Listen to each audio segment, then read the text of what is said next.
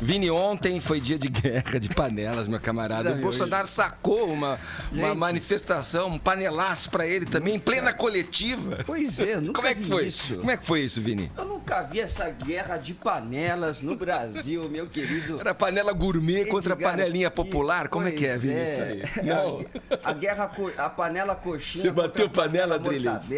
Não, tava fritando um ovo. Os panelas para objetivos mais sólidos. Eu não entendi mais nada. Mas vamos lá, Edgar. Você sabe, né, que as panelas aí contra o presidente, contra o governo, já começaram anteontem, né? Estava marcado para ontem inicialmente, foi um ato aí que começou a ser levantado pelas redes sociais, mas aí anteontem as pessoas já começaram a bater as panelas. A gente mostrou aqui alguns desses atos em várias cidades do Brasil e ontem não foi diferente. Então nós tivemos vários horários aí do panelaço contra o governo, no momento em que o Bolsonaro, por exemplo, estava já nesse pronunciamento com as medidas aí para conter o avanço do coronavírus.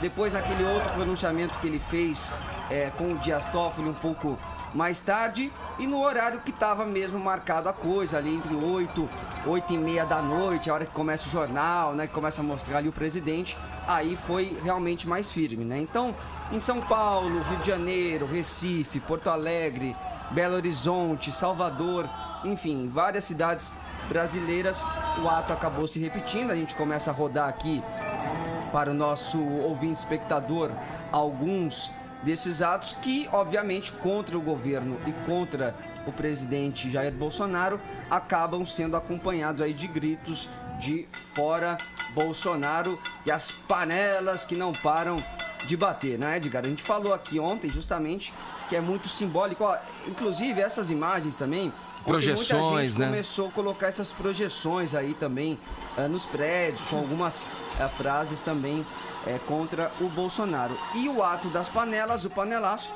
acaba sendo simbólico, porque era um ato também justamente para se protestar contra a ex-presidente Dilma Rousseff. Sim. E que agora acaba se repetindo. Olha lá, mais uma imagem de uma projeção aí que fizeram num prédio com os dizeres ali de fora Bolsonaro. Mas aí nós tivemos... E o Vini, não. Algo novo, Edgar. Esse panelaço, quer dizer, salvo algum engano, tem as mães da Praça de Maio na Argentina, né?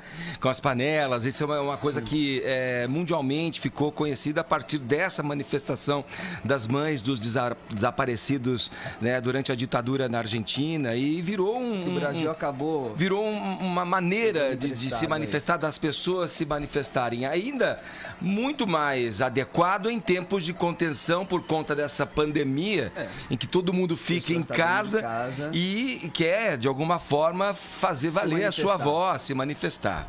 Pode seguir, eu te interrompi. Mas agora, Edgar, nós tivemos aí uma prática nova. Qual foi? Panelaço a favor. Panelaço a favor aconteceu também em várias cidades do país, inclusive nessa guerra que a gente está falando, né? Então o pessoal bateu panela 8h30, às 9 horas já estava lá o pessoal a favor do Bolsonaro também reagindo, né? Como resposta, batendo a favor do presidente e motivados pelo presidente que, neste pronunciamento aí das medidas contra o coronavírus, mencionou por 2 vezes, né, Edgar, que iria ter este ato durante a noite. Sim. Vamos rodar, Bruno, por favor, aquele último vídeo.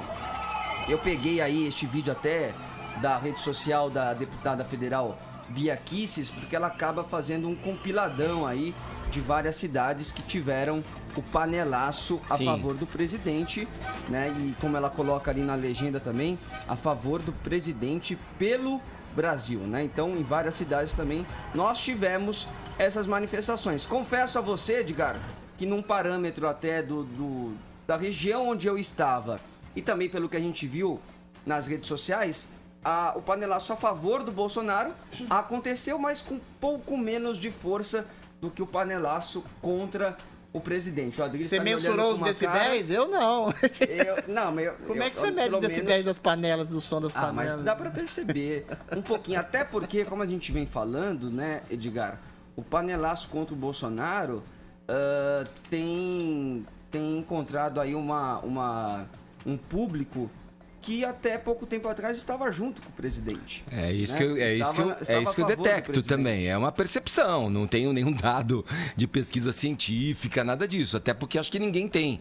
Sim. Mas agora, eu falo isso com base na percepção, aí sim, de pesquisas, claro, de que essa base governista, essa base de apoio ao Bolsonaro, ela vem sendo reduzida a partir das próprias ações e falas do presidente Bolsonaro, radicalizando o discurso, e ela é mais barulhenta. Ela está sendo reduzida, mais barulhenta. Não dá para mensurar esse tipo de coisa de maneira muito objetiva, né, Edgar? Eu acho meio patético, meio ridículo você ter um tipo de guerra de panelas. Não é? Eu acho que é meio esdrúxulo, inclusive, tanto a ação do Bolsonaro ontem, falando exatamente quando ele poderia se colocar como um estadista, para além dessas rixas pessoais, e falar, e como falou, inclusive, de alguma forma, mas entrou nessa coisa de incentivar panelaço a favor, de se colocar contra a imprensa, em reiterar que ele não endossou as manifestações, quando todo mundo sabe que ele endossou, ainda que as manifestações tenham sido legítimas.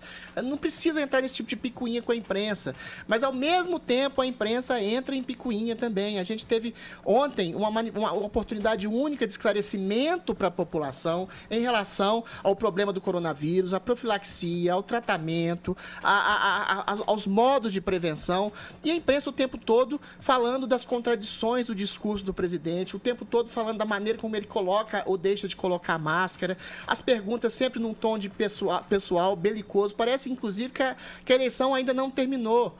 Ora, veja, o Bolsonaro não é um estadista, a gente sabe disso, ele não tem um discurso de estadista, é um homem do povo. Mas as pessoas têm que achar também que ao lado dele havia 9 técnicos, o Mandetta, que está fazendo um trabalho excepcional. A gente acabou de ver o presidente do Einstein aqui endossando todas as ações do governo. Eu falei ontem aqui, reitero, a gente tem que fazer uma distinção entre a figura popular, pessoal do presidente e a ação efetiva do governo. E não é hora, sinto muito, assim, é legítimo? Não é hora de bater panela. Fora Bolsonaro, baseado em quê? Existiu algum tipo de crime de responsabilidade? Nem sombra disso. Nem sombra. Existiu uma palavra equivocada, um gesto equivocado, na qual parece ele já se arrependeu, ele mudou o discurso dele, ainda que ele faça provocações à imprensa, ou minta em respeito à incitação dele às manifestações. Mas aí que tá, Adriano, você não pode ignorar esses fatos também. Tudo bem, a imprensa ela pode entrar. Mas você não pode dar prioridade a esse tipo de coisa. Mas a partir do momento que ele abre uma coletiva, que é para falar ali justamente dessas medidas importantes que o Brasil tanto quer ouvir, e faz essa guerra, alimenta essa narrativa, politiza ainda mais a questão do coronavírus, a imprensa vai lá e acaba entrando no jogo. Mas é uma também, questão de foco. Sobre isso. Se o Bolsonaro não dá o devido foco ao problema caótico que a gente enfrenta, havia lá 9 pessoas que estão dando devido foco, profissional, extremamente competente, inclusive, ajuizado por todas as pessoas, que o governo está dando. E o governo é representado pelo Jair Bolsonaro, em que pese ele não ter um discurso afinado com os seus auxiliares técnicos, o governo efetivamente tem uma ação técnica de profilaxia e de prevenção a uma situação de caos que se avizinha. Vão pedir impeachment dele pelo quê? Por um gesto, por um toque, por uma fala equivocada.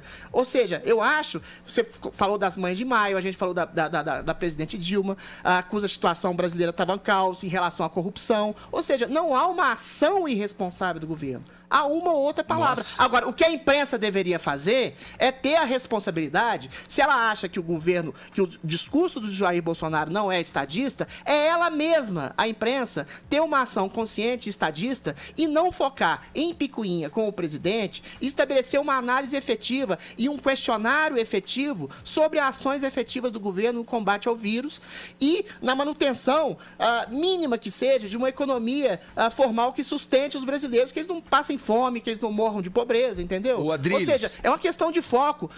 Não só de um erro do presidente, mas de um erro maior é da mídia que faz um tipo de oposição sistemática à figura personalista do Bolsonaro. Você falou em responsabilidade, caramba, a gente tem a máxima da responsabilidade dele frente à pandemia, que é sair nos braços do povo. Foi um gesto e vir com esse discurso populista de que eu vou onde o povo estiver, não fugirei. É um discurso populista. Mas a ação do governo não é populista. Agora, você está querendo tutelar uma manifestação. Você fala que uma é legítima. Não falei. Falei das duas. E a outra da panela é patética. Ambas são infantis. Como assim? Ambas são infantis. Como assim? A manifestação, você vai tutelar o que o povo Fora quer? Bolsonaro? Eu acho que você acha que um processo de impeachment seria interessante nesse momento agora? Não sei. Fora Bolsonaro pode ser uma renuncia a Bolsonaro. Não necessariamente só pelo impeachment. Tem outras vias para ele desistir.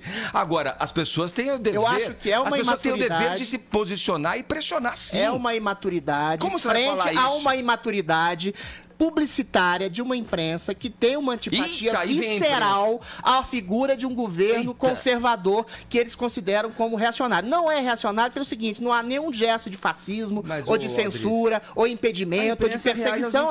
Do presidente. Você acabou de começar a tua fala dizendo que você vai fazer uma disputa pessoal entre imprensa e Jair Bolsonaro? É ridículo isso. Você que falou que ele vem contra a imprensa no momento em que ele estava dando uma coletiva para falar de uma pandemia. Que a imprensa mostra, ele usou politicamente, que a imprensa mostre uma consciência, uma maturidade maior. Se o Bolsonaro é infantil nesse enfrentamento com a imprensa, se o Bolsonaro é infantil nesse enfrentamento com a imprensa se torna infantil nessa coisa aguerrida contra o presidente. Ontem eu vi, o Jornal Nacional fez uma matéria de 10 minutos com uma maneira que o Bolsonaro colocava a máscara, ridicularizando a maneira como ele colocava. Pelo amor de Deus, a gente tem questões graves. A gente tem questões graves e legítimas a serem discutidas. Não só uma implicância pessoal com o presidente. Eu acho que não dá pra tutelar o povo, não. O povo tem seus caprichos e sabe muito bem fazer o seu próprio julgamento e ir de acordo com as suas convicções. Porque essa coisa de falar que o povo não sabe, o povo é medíocre, é pateta, de fazer manifestação aqui e ali, é uma falácia. Tem que saber quem é o povo. O povo tem seus caprichos e vai se manifestar quando sentir que as coisas não andam como deveriam andar. Agora, eu acho que também aí, Adriles, há uma observação de uma série de condutas e coisas que levam as pessoas a chegar a um limite que fala, chega, basta. Assim não dá para ter uma pessoa com essa condução no país. Não é uma série de ações, entendeu? É uma série de palavras e gestos. As ações do governo têm sido extremamente responsáveis, em que pese a talvez imaturidade do Bolsonaro no seu linguajar, na sua maneira de se postar, os ministros que ele escolheu, têm se mostrado extremamente competentes. O Guedes, o Moro, o Mandetta, entendeu? Que se revelou agora um excepcional ministro. E o governo Bolsonaro, do Bolsonaro não é ele, não é ele simplesmente. O governo Bolsonaro é a estrutura de governo que ele montou. Vai lá, Vini. Por falar em série, deixa eu mostrar aqui pra você, Edgar, uma série de publicações que o escritor Olavo de Carvalho sim, tem esse assunto, ontem, Vini. até pra gente ter uma noção dessas críticas que o Bolsonaro vem recebendo até de seus aliados, né? Então o Olavo, ele tem achado até que o Bolsonaro demorou para reagir naquilo que ele considera que são os seus a guerra contra o furo de São Paulo políticos, né? Então, o primeiro post do Olavo ontem dizia o seguinte: desde o início do seu mandato, aconselhei ao presidente que desarmasse os seus inimigos antes de tentar resolver qualquer problema nacional. Ele fez exatamente o oposto. Deu ouvidos a generais isentistas, dando tempo a que os inimigos se fortalecessem, enquanto ele desgastava em lacrações teatrais. Lamento, agora talvez seja tarde para reagir. Depois ele complementa: o que é que o Bolsonaro fez contra qualquer um dos seus inimigos? Nada, nunca. Só lhes deu umas agulhadinhas, irritando-os em vez de enfraquecê-los. E terminou dizendo o seguinte: eleito para derrubar o sistema, o Bolsonaro, aconselhado por generais e políticos medrosos, preferiu adaptar-se a ele. Suicídio. Eu quero ver agora a plaquinha que o Adriles vai levantar. Aquela, o Olavo tem razão ou o velho tá louco? Não, o Olavo tem razão em parte. O Olavo vem de um mundo... e veio de uma situação que a gente vivia também, de uma hegemonia, de um discurso único, entendeu? De uma hegemonia, de um tipo de democracia que só tolerava conservadores ou pessoas de direita quando eles ficassem quietinhos, escondidos no canto. Havia uma ditadura implícita dentro do nosso modelo democrático de uma oligarquia, de um princípio de comportamento e de ação de esquerda. Isso, sobretudo, nos últimos 20 anos. Agora, houve sim uma quebra de institucional no que havia de pior dentro das instituições na tradição brasileira, de cooptação de Estado, de cooptação de deputados, uma quebra, sobretudo, de conluio entre o Estado e os outros poderes, ou seja, aquilo que era um presidencialismo de coalizão e que eu chamo de presidencialismo de cooptação se transformou no governo Bolsonaro, para bem e para mal, num tipo de presidencialismo de colisão em relação a interesses espúrios de congressistas, entendeu? Agora, o Bolsonaro, calma, deixa eu só completar. Não sei, você pergunte a ele. O Bolsonaro não tem poder. Talvez isso seja o que o Olavo esteja querendo, de atacar diretamente as instituições. Porque as instituições, exatamente os 3 poderes, conferem exatamente a carta de poder brasileira. Ele não pode atacar diretamente o STF ou o Congresso. Não, ele não faz isso. O que ele faz é um tipo de ataque subliminar, se agindo da maneira a, de alguma forma, atrair a população para si, a maus congressistas e a maus juízes. Eu falei aqui da prática de um ataque ostensivo a um tipo de leniência em relação à corrupção. Pessoas do STF voltaram atrás nesse tipo de ataque, com a quebra da prisão em segunda instância. Ou seja, há um revide de más pessoas dentro das instituições que, de alguma forma, tem uma ojeriza à figura do governo Bolsonaro, sobretudo a figura coletiva de um governo conservador que vai contra seus princípios progressistas, e eles usam de qualquer tipo de forma de estratagema para atacar o Bolsonaro por uma palavra, por um gesto impensado, por um ato vulgar. E, infelizmente, dentro dessa ojeriza, dessa antipatia pessoal, não só ao Bolsonaro como ao princípio de governo conservador, tem também a ojeriza da imprensa. Ou seja, a gente vive, sim, uma guerra sociocultural. Nesse sentido, o Olavo tem muita razão. O problema são os métodos que o Bolsonaro pode, de alguma forma, se colocar para constituir a legitimidade do seu governo. Eu acho que ele não pode fazer um ataque frontal sob pena de virar realmente um ditador. Eis a questão.